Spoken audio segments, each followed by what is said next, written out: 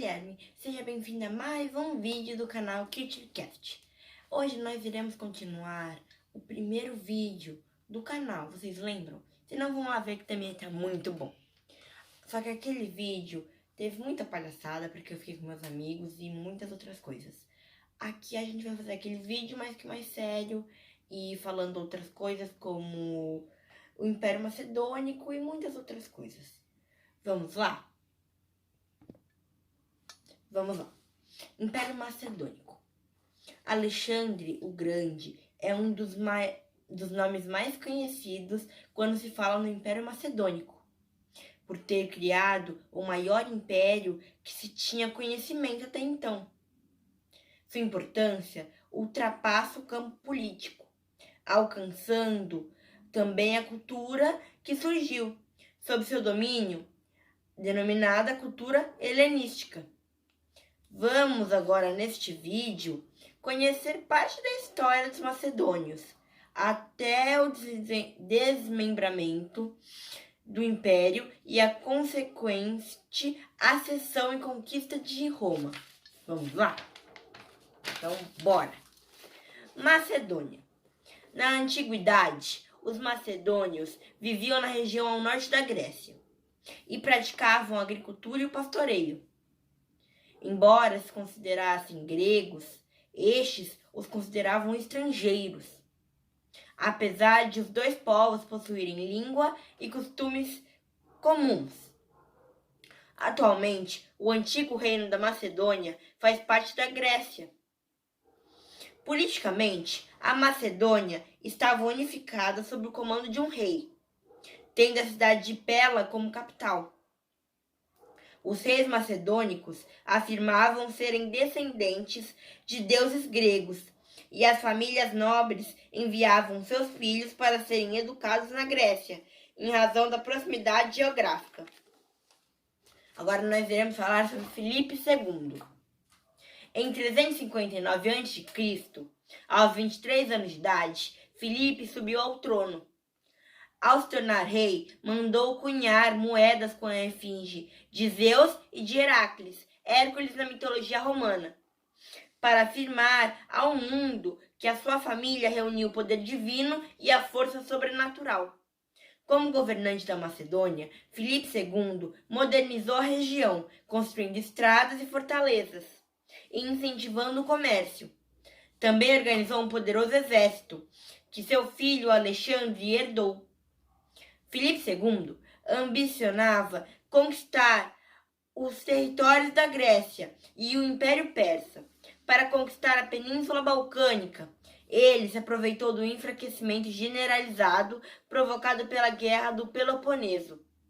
Utilizou como pôde a diplomacia, estimulou rivalidades entre grupos e cidades. Atacou navios, prejudicando rotas comerciais.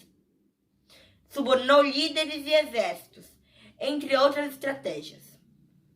Em 338 a.C., as tropas macedônicas derrotaram os exércitos de Tebas e Atenas, na chamada Batalha de Queroneia.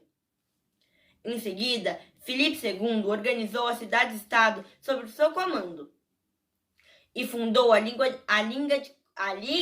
de Corinto, cujo objetivo era manter a Grécia unida, sendo seu comandante para a guerra contra a Pérsia. 2 anos após sua vitória em Queroneia, ele foi assassinado por um oficial de sua guarda pessoal. Seu filho Alexandre, aos quase 20 anos de idade, herdou seu trono e seu sonho de conquistar a Ásia. Agora a gente vai falar sobre Alexandre e também o Império Macedônico, que é a continuação de Filipe II. Vamos lá? Alexandre nasceu em Pela, na Macedônia, em 356 a.C. Desde criança, destacava-se em todos os jogos e era um grande cavaleiro. Seus atos de agilidade, coragem e força circulavam de boca em boca, e o povo o via como filho de Zeus. Sua mãe afirmava que ele fora gerado por Aquiles. Foi aluno de Aristóteles, filósofo que lhe transmitiu o gosto pela mitologia, poesia e filosofia. Vamos lá. Aproveitando-se da instabilidade macedônica, no período entre a morte de Felipe II e a consolidação de Alexandre, algumas cidades gregas se revoltaram e tentaram desfazer a Liga de Corinto. Tebas liderou a revolta, mas Alexandre arrasou a cidade, poupando a casa do poeta Pindaro, um dos mais importantes da história da literatura. As demais cidades, gregas no caso, acabaram se rendendo e deram ao jovem rei plenos poderes sobre seus exércitos, com exceção de Esparta, que já havia se recusado a participar da Liga de Corinto, promovida por Felipe II. Desde então, Alexandre passou a concretizar o sonho de seu pai, no caso, de invadir a Pérsia. Calcula-se que nessa empreitada o exército de Alexandre era composto de cerca de 40.000 soldados. O Império de Alexandre. Agora a gente vai falar do Império do Alexandre. Vamos lá? O Império Persa era governado por Dário III, que confiava na superioridade numérica para enfrentar Alexandre. Os dois exércitos confrontaram-se às margens do rio Grânico. Alexandre desfechou um ataque surpresa contra os persas, o que lhe rendeu vantagem imediata, garantindo-lhe a vitória em 334 a.C. A vitória de Grânico abriu as portas da Ásia. Após outra derrota, numa fuga precipitada, o rei persa abandonou seu exército e sua família, que foi capturada em 333 a.C. Ao saber da captura da família real, Alexandre acolheu a esposa e as duas filhas de Dário III em seu acampamento e ordenou que recebessem o mesmo tratamento luxuoso a que estavam acostumadas. Por terra e por mar, o Império Persa ia diminuindo de tamanho e passando para as mãos de Alexandre, que expulsou os persas do mar Mediterrâneo, controlando o tráfego marítimo de Chipre e Tiro. Anexou Damasco e Jerusalém, chegando até o Egito, onde fundou a cidade de Alexandria, que se tornou o principal foco de irradiação da cultura helenística na antiguidade. Em 331 a.C., o terceiro e último confronto com Dário III consolidou o domínio macedônico sobre o Império Persa. Entre 336 a.C. e 323 a.C., Alexandre conquistou um imenso território que abrangia terras no Ocidente e no Oriente, formando o maior império da história até então.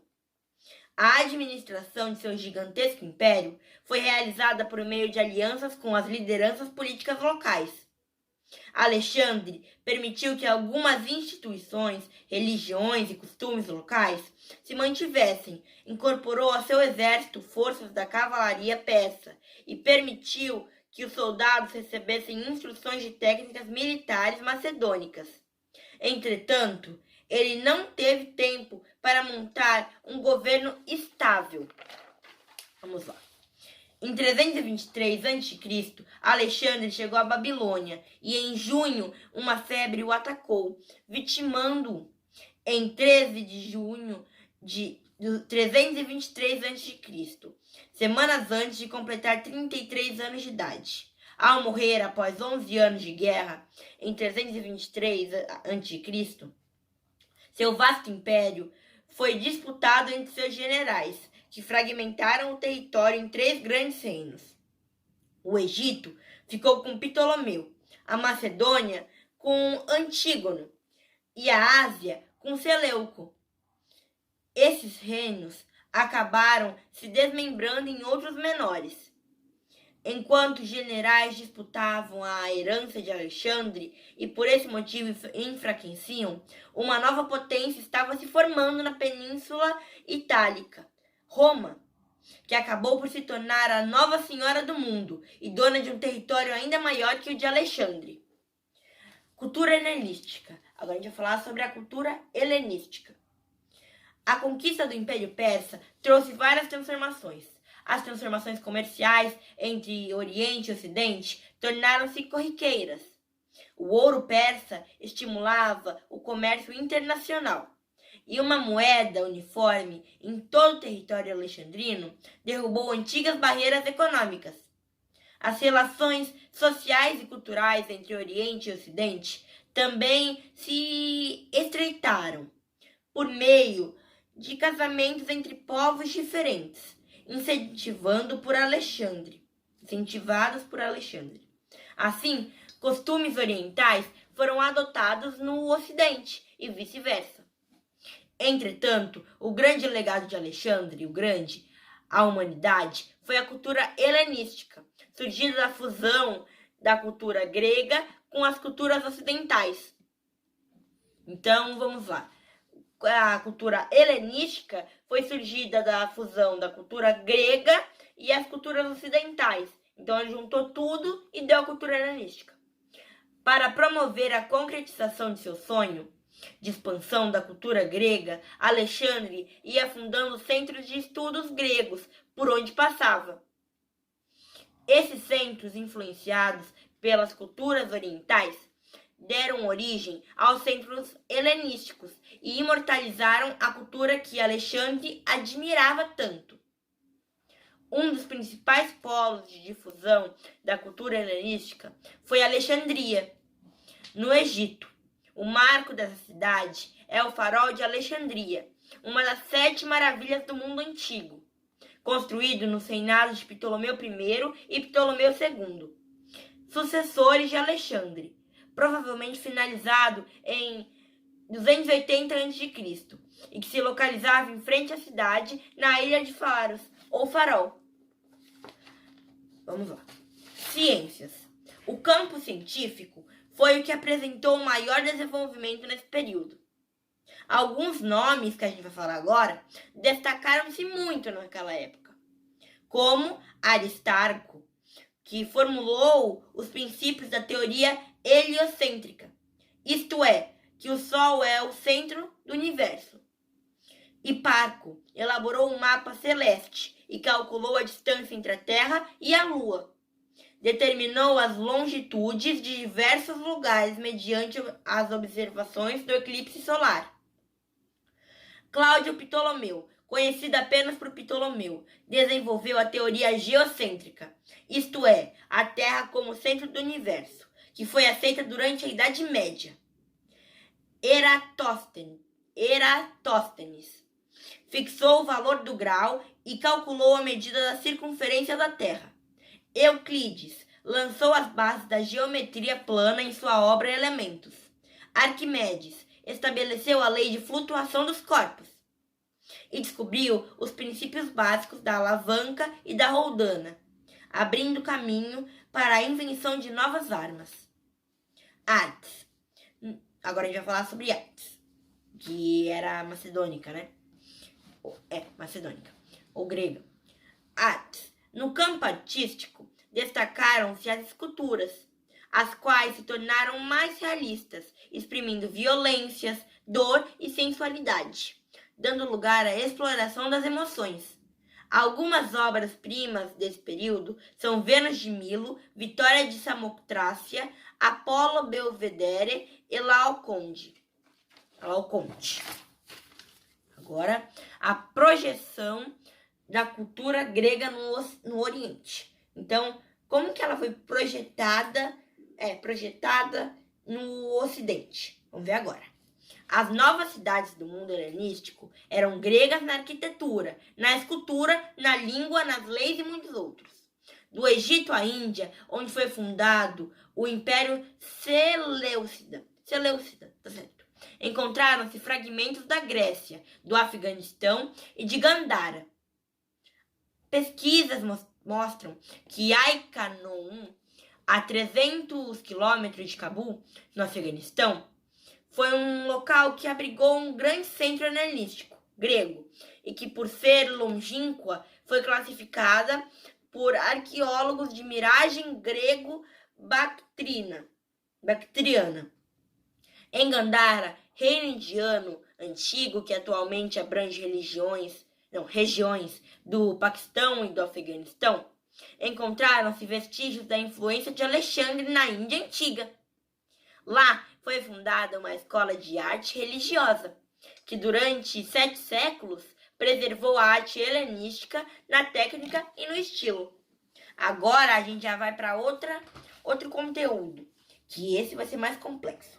Agora vai ser a fundação de Roma, que a gente vai falar as mesmas coisas, ou quase, um pouquinho até a metade do vídeo, mais ou menos, a gente vai falar as mesmas coisas do primeiro vídeo, que foi Roma Antiga, eu acho, foi. Agora a gente vai falar, Gente, aliás, se eu errar uma palavra, me desculpa, por favor, que eu ainda sou criança. Então, se eu errar alguma palavra, me desculpa, por favor, na pronúncia, e eu repetir, eu falar errado mesmo e deixar assim mesmo. Mas me desculpa mesmo, tá, gente? É que aquele primeiro vídeo não ficou legal por causa que a gente tava rindo, e a gente acabou que a gente já teve que apresentar na escola. Então, esse daqui é só pra a gente decorar essa matéria e pra ficar mais fácil pra vocês e pra mim. Vamos lá? Formação de Roma. Vimos que na antiguidade clássica é formada por 2 civilizações que construíram a base das sociedades modernas ocidentais: Grécia e Roma.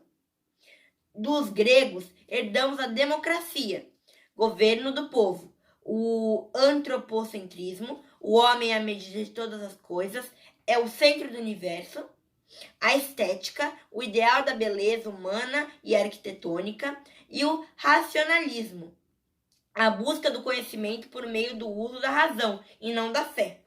Já a influência dos romanos é tamanha em nosso dia a dia, que nem sempre nos damos conta. Deles herdamos, por exemplo, o alfabeto e a língua. O alfabeto, que foi desenvolvido pelos fenícios e aperfeiçoado pelos gregos, chegou até nós por meio de Roma. A língua portuguesa foi a última língua surgida do latim. Por isso, no caso, é chamada de neolatina, assim como o espanhol, o francês, o italiano e o romeno. Além dessas influências, os romanos legaram à civilização ocidental várias outras contribuições, como a religião cristã e o direito romano, que serve de base para a legislação atual de vários países. Origens das heranças da antiguidade clássica. O conhecimento sobre o legado cultural das civilizações grega e romana somente foi possível pela conservação de objetos e sítios arqueológicos ao longo do tempo. Desde a antiguidade até hoje, o papel dos estudos sobre o passado foi fundamental, assim como de pessoas e organizações que desde muito tempo valorizam e cuidam de documentos, esculturas, objetos, entre outros, que fazem parte do patrimônio histórico e cultural do período. Agora a gente vai para os aspectos geográficos. Aqui a gente vai falar sobre os aspectos geográficos, como que era e muitas outras coisas. Vamos lá? A civilização romana surgiu na Península Itálica, que se localiza na Europa e tem como limite os Alpes. Ao norte, o Mar Adriático, a leste, o Mar Tirreno, a oeste e os mares Mediterrâneo e Jônico, ao sul. Atualmente, a região abriga a República Italiana. Agora vamos lá. Roma, vou fazer um resuminho agora do que a gente vai falar, mas eu ainda vou falar. Mas aqui é tipo um resuminho, vai ser até melhor de entender do que eu vou falar, mas eu ainda vou falar. Roma tem 3 impérios: monarquia, república e império. Eu vou falar depois, vou explicar mais, mas isso que a gente tem que decorar primeiro. 3 períodos de Roma: monarquia, república e império. Rômulo virou o único rei. Assim começou a monarquia. Então, como começou a monarquia? O Rômulo virando o primeiro rei. E o único naquela época. O rei tinha função religiosa, jurídica e executiva. O Senado era formado por patrícios, donos de terras, e tinham o poder de vetar decisões do rei. Vetar, anular e impedir. Sétimo e último rei foi Tarquínio o Soberbo. Tarquínio o Soberbo foi o último rei, tá? Então, isso aqui já são as coisas mais importantes. Agora vamos começar realmente a explicar melhorzinho. O clima preponderante é semelhante ao grego. Inverno curto e suave e verão seco e quente, chamado clima mediterrâneo. Agora, a fundação de Roma. Há duas versões sobre a origem de Roma. Vamos conhecê-las? Origem lendária. De acordo com a lenda, a história de Roma estaria ligada a Rômulo e Remo, netos do rei Numitor, de Alba Longa, cidade fundada às margens do rio Tibre, pelo filho de Éneas, de origem troiana. Por volta do século 8 a.C., a princesa de Alba Longa, de nome Rea Sílvia, teria engravidado do deus Marte e dado à luz os gêmeos Rômulo e Remo. Entretanto, seu pai, o rei Numitor, havia sido destronado pelo seu irmão, Amulho, que tomou seu lugar. O rei Amulho, tio de Rea Sílvia, ordenou que os bebês fossem jogados no rio Tibre. Seu objetivo era evitar que eles, ao crescerem, reclamassem seu direito ao trono. Os bebês, contudo, teriam sobrevivido e sido encontrados às margens de um rio por uma loba, que os amamentou, até que um pastor os achou e levou-os para sua casa. Quando adultos, os gêmeos voltaram a Alba Longa, depuseram o rei Amulho e recolocaram o avô Numitor no trono. Depois disso, Rômulo e Remo dirigiram-se ao Monte Palatino e fundaram a cidade de Roma. Num desentendimento, Rômulo teria matado Remo, tornando-se o primeiro rei de Roma. Mais tarde, ele teria desaparecido numa tempestade. Essa lenda é contada no livro Enéida, poema épico de Virgílio, poeta romano clássico, autor de grandes obras de literatura latina. Guerra de Troia. Foi uma guerra entre gregos e troianos, que durou cerca de 10 anos. Após a conquista de Creta, os aqueus partiram para Troia, cidade-fortaleza, que controlava a passagem do mar Egeu para o Mar Negro. Então, primeira coisa é essa guerra de Troia aí, que é muito conhecida, aliás, tem até filme, se eu não me engano. Os navios que utilizavam essa passagem entre os estreitos de Bosforo e Dardânios eram obrigados a pagar impostos a Troia, que se tornou uma cidade rica e poderosa, atraindo a cobiça de outros povos. A riqueza e a localização estratégica de Troia foram os principais motivos da Guerra de Troia. Então, é isso, gente. Agora, origem histórica. De acordo com os fragmentos arqueológicos, estudiosos concluíram que por volta de 2000 a.C., os latinos chegaram à região do Lácio e fundaram Roma. Mais tarde, a região foi conquistada pelos etruscos, que ali se estabeleceram, contribuindo para formar a base da futura civilização romana, até 509 a.C., quando os latinos reconquistaram a cidade. Povos formadores. Os habitantes primitivos da Península Itálica foram os ligures, que ocuparam a atual região da Ligúria. Por volta de 2000 a.C. a 1500 a.C., os povos arianos invadiram a região e ali se estabeleceram. Entre eles destacaram-se sabinos, úmbrios, ecos, samnitas, volscos, oscos e latinos. Os latinos se estabeleceram na planície do Lácio e deram origem ao povo romano. Mais ou menos em 1000 a.C., os etruscos, povo de origem desconhecida, fixaram-se na região da Etrúria e acabaram se tornando o povo mais importante da península no início da história romana. Nos 8 a.C., durante a segunda diáspora grega, provocada pela desintegração das comunidades gentílicas, o sul da Península Itálica foi invadido pelos gregos, que ali fundaram a Magna Grécia. Domínio etrusco. Agora a gente vai falar sobre o domínio etrusco, gente. Por volta do ano 600 a.C., Os etruscos estavam no auge do seu desenvolvimento. Para evitar conflitos entre as cidades independentes, eles formaram uma confederação com as 12 maiores cidades da Etrúria, conhecida como a Liga dos 12 Povos, chegando a ocupar boa parte da Península Itálica, conforme mostra um mapa que eu vou colocar aí. O culto religioso dos etruscos era semelhante ao dos gregos, em que as divindades assumiam formas humanas, religião antropomórfica. Também acreditavam em adivinhações e realizavam sacrifícios de animais. Então, como você viu no mapa aí, dá para ver onde eles se localizavam, provavelmente daqui do lado. O poder político era exercido por um chefe vitalício, que comandava também os poderes militar e religioso.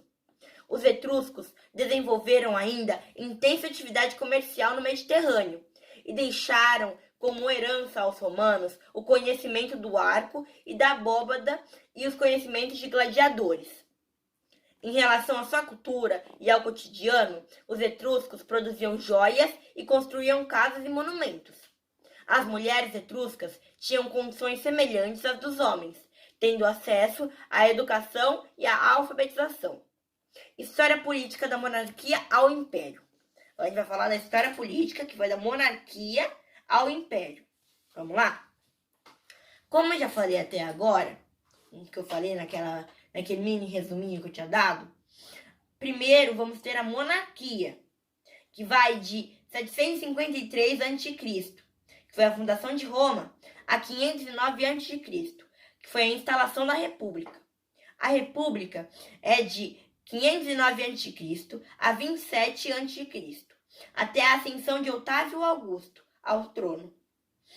Império foi de 27 a.C. a 476 d.C., até a queda de Roma, tomada por povos estrangeiros. Agora a gente vai falar sobre a monarquia romana, que foi o primeiro. Vamos lá. Muitas das informações da monarquia romana são resultados de interpretações das lendas da época.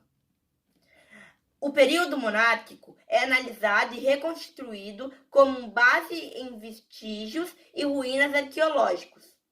Nesse passado, ficção e realidade misturam-se em lendas e narrativas, cuja veracidade é questionada por falta de provas e registros. Então, bora lá. Segundo a tradição, Roma foi governada por 6 reis. O primeiro foi Rômulo, o fundador da cidade, seguido de Numa Pompílio, Túlio Hostílio e Anco Márcio. Esses 6 foram latinos ou sabinos. Os 3 últimos foram etruscos, que conquistaram Roma no século 7 a.C. Tarquínio Prisco realizou grandes obras públicas. Sérvio Túlio, que dividiu a população de acordo com a fortuna de cada um. Tarquínio o Soberbo, que terminou o sistema de esgotos da cidade, denominado Cloaca Máxima, existente até hoje. O Tarquínio o Soberbo teve relação com uma mulher de um senador. Por causa disso, ele se matou. Ela se matou. E o Senado tirou do poder. Então, aí, depois disso, que vai acabar, no caso, o Império, né? Aí vai para outros, mas a gente vai falar mais sobre o Império. É como um resumo daquela vez, lá do comecinho do vídeo, mas agora foi dos reis e por que acabou o Império? É isso, o Império acabou porque Tarquínio Soberbo teve relação com uma mulher de um senador. Por causa disso, a mulher se matou e o Senado tirou do poder. Nesse período, algumas figuras faziam parte da vida política. O rei era eleito para desempenhar as funções de chefe político, militar, religioso e jurídico. E seu cargo era vitalício. Então, o cargo do rei era vitalício. Seu poder, porém, não era ilimitado, pois havia outros grupos de pessoas encarregadas do funcionamento político romano, o Senado e a Assembleia Curial ou Curiata. O Senado, ou Conselho dos Anciões, era composto pelos chefes das grandes famílias. Sua função era indicar o rei para ser aprovado pela Assembleia, vetar ou aprovar leis, além de auxiliar e controlar o rei. A Assembleia Curiata, por sua vez, era formada por patrícios em idade militar, que aprovavam a escolha do rei. Em Roma, os patrícios eram classificados em 30 grupos chamados cúrias, unidades religioso-administrativas, que reuniam vários gens, que eram famílias. Agora vamos para as organizações sociais. Vamos lá. Os patrícios eram aristocratas, de famílias ricas ligadas por laços de parentesco aos grandes proprietários rurais, que possuíam todos os direitos políticos e administravam a cidade. Consideravam-se descendentes dos seus fundadores. Já os plebeus eram a maioria da população, formada por pequenos agricultores, artesãos, estrangeiros e comerciantes. Não tinham direitos políticos, mesmo se fossem ricos.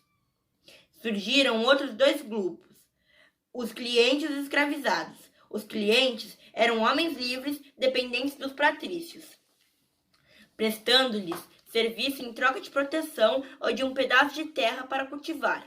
Os escravizados eram pessoas que perderam a liberdade por dívidas ou eram prisioneiros de guerra.